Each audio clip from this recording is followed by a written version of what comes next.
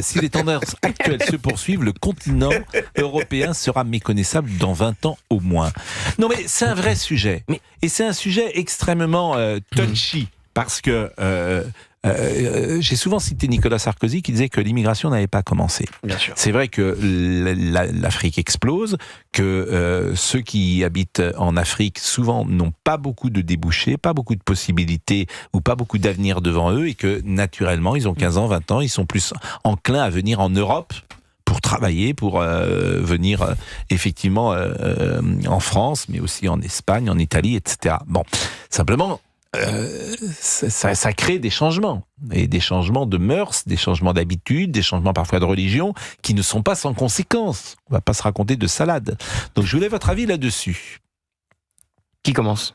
C'est vous qui distribuez la parole. Non, je ne distribue pas grand-chose. Non, mais Gauthier Lebret. Nicolas Sarkozy dit effectivement, par exemple, que la crise migratoire n'a pas commencé parce que l'Afrique va passer très prochainement la barre des plus de 2 milliards d'habitants, et qu'au lieu de s'occuper de la Russie, on ferait mieux de regarder ce qui se passe au sud de l'Europe et de commencer à prévoir cette crise migratoire qui n'a pas commencé alors qu'on est déjà dans la situation dans laquelle on est. Moi, je note une mesure très précise qu'a pris Trump il y a 48 ou 72 heures.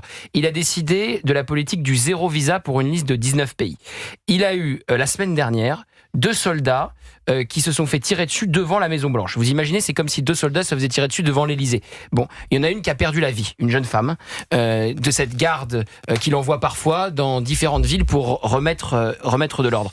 C'est la méthode Trump. C'est chirurgical, c'est très précis. Du jour au lendemain, il n'y a plus un visa pour notamment l'Afghanistan, puisque le tireur était afghan. La Birmanie, la Somalie, voilà. il y a 19 pays. Du jour au lendemain, il n'y a plus un visa. C'est terminé. Alors, c'est pas exactement notre question. Ça fait partie de cela. C'est entendu, mais il parle de l'Europe. Il parle de l'Europe, et comme l'avait fait J.D. Vance, alors évidemment, pour l'Europe, c'est moins avantageux que quand vous avez un Joe Biden qui laisse plus libre cours aux échanges et à l'aide américaine, mais il décide de faire passer son pays avant tout. Non, mais il y a 2 possibilités. Le problème, c'est que nous, on ne le fait pas non plus. Non, mais il y a 2 possibilités. J'entendais, par exemple, le leader de la France Insoumise, Monsieur Mélenchon, admettre l'idée. Vous l'avez entendu sans doute sur les réseaux, il s'est exprimé il y a quelques heures, il a dit, mais c'est le grand remplacement. Oui, la France va être créolisée, c'est le grand remplacement.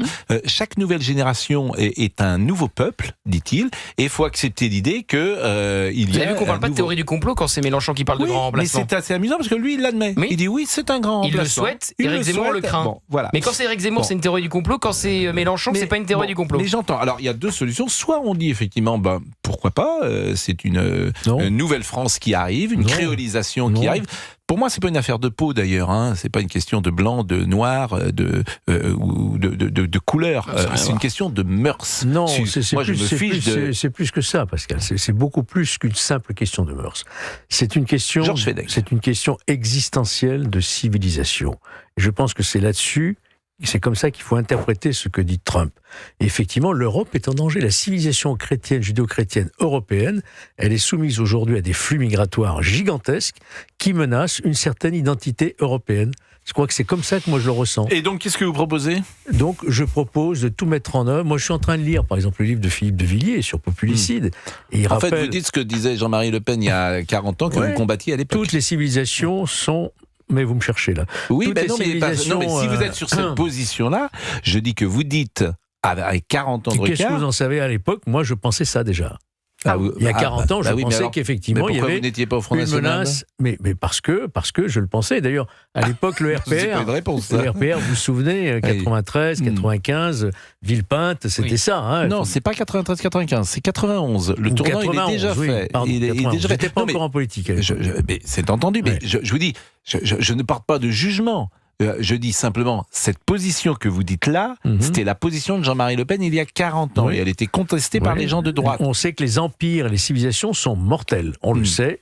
Et donc vous êtes pour fermer les frontières ? Moi, je suis pour protéger l'identité européenne et protéger les frontières européennes. Donc, je veux dire, Georges, si vous voulez défendre l'identité telle que vous le dites, ça veut dire que vous fermez les frontières. Je dis que je rétablis les frontières. Oui, donc vous les fermez. Rétablir les frontières, c'est la politique du zéro visa.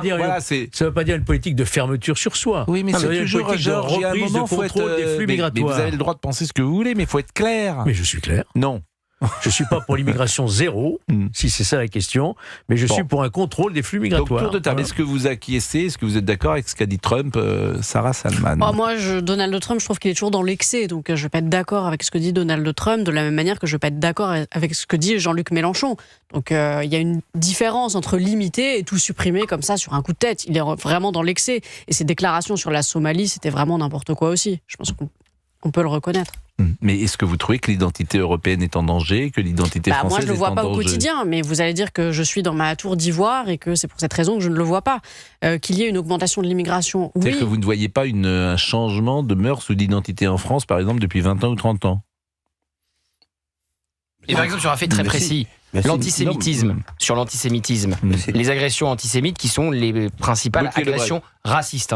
Dans les plaintes qui sont déposées, la majeure partie des agressions racistes sont des agressions antisémites dans notre pays. Sur un fait très précis, l'antisémitisme, qui évidemment, qui sont les bourreaux qui s'en prennent aux juifs dans notre pays, souvent des islamistes. Les islamistes, l'islamisme n'est pas né dans les prairies normandes ou au pied des volcans d'Auvergne. Donc l'islamisme a été importé dans notre pays. Quand on voit les profils de ceux qui s'en sont pris au rabbin Élie Lemel, quand on voit les profils de tous ceux qui s'en sont pris à des juifs dans notre pays depuis le 7 octobre 2023, il y a très souvent un lien avec l'immigration. Depuis le 7 octobre. Oui. Depuis le 7 octobre, on assiste à une orgie antisémite. Oui, mais ça, depuis le 7 octobre, c'est une importation du conflit israélo-palestinien. Mais c'est aussi une importation des antisémites. Ils existaient avant, c'est juste qu'ils se taisaient. Ils existaient avant, croyez-moi. Il y a des antisémites d'extrême gauche qui n'ont pas de lien avec forcément avec l'immigration. Et il y en a d'extrême droite aussi. Et c'est pas eux qui s'en prennent aux juifs dans la rue en tout cas. Non. Mais il y a un antisémitisme aussi chez l'extrême droite, c'est vrai. Mais ça n'a rien à voir. Chez l'extrême gauche aussi. Tu bottes en touche. L'antisémitisme d'extrême droite, excuse-moi, c'est pas celui qui fait peur aux juifs dans les rues. Il existe aussi. Mais il existe aussi. En tout cas, il existe sûrement, mais il s'est pas manifesté, manifestement. On l'a pas vu depuis le 7 octobre. Non. Bon, on l'a peut-être pas vu depuis le 7 octobre, mais il existe quand même. Regardez les législatives de 2024, ce qu'il y avait chez le LRN. même exemple. Oui, parce qu'il est très parlant. Pourquoi tu me parles pas de l'islamisme? Pourquoi tu me parles pas de l'immigration là-dessus? Sur l'antisémitisme, il y a quand même un lien flagrant entre les agressions antisémites et l'immigration et l'islamisme dans notre pays. Il y a un lien entre l'extrême gauche et l'antisémitisme. Tu vas nier l'antisémitisme islamiste? Non, pas du tout. Non, mais Sarah Salman renvoie dos à dos deux antisémitismes. Les deux existent. Celui que tu décris et celui de l'extrême droite, les deux. Ce qu'on peut dire à Sarah, c'est que cet antisémitisme d'extrême droite a existé, a perduré. Bien sûr.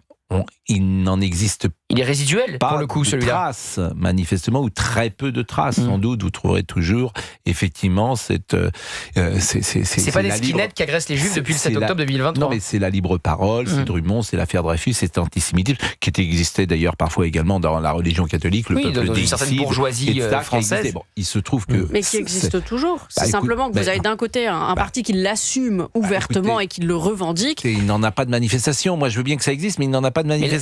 Mais là, tu parles d'un parti, moi je te parle de l'islamisme. Voilà. En revanche, effectivement, mais je te dis pas que c'est faux. Mais en revanche, c'est un nouvel antisémitisme est né. Qui se confond d'ailleurs avec l'antisionisme, disons-le. Et que cache souvent. C'est le nouveau visage de l'antisémitisme. Exactement, c'est le nouveau visage. Et que ça montre un changement de mœurs. C'est ce que voulait dire Gauthier. Surtout que depuis le 7 octobre, il est revendiqué. Je vais le dire encore plus précisément. Il y aurait moins d'immigration en France, il y aurait moins d'agressions antisémites.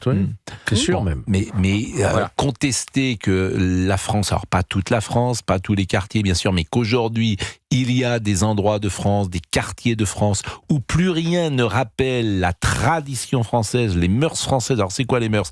Comment on se vêt, comment on s'habille, comment on mange, comment on prie, comment on écrit, comment on chante. Je vais être honnête avec vous, j'y suis jamais allé dans les quartiers dont vous parlez. Donc voilà,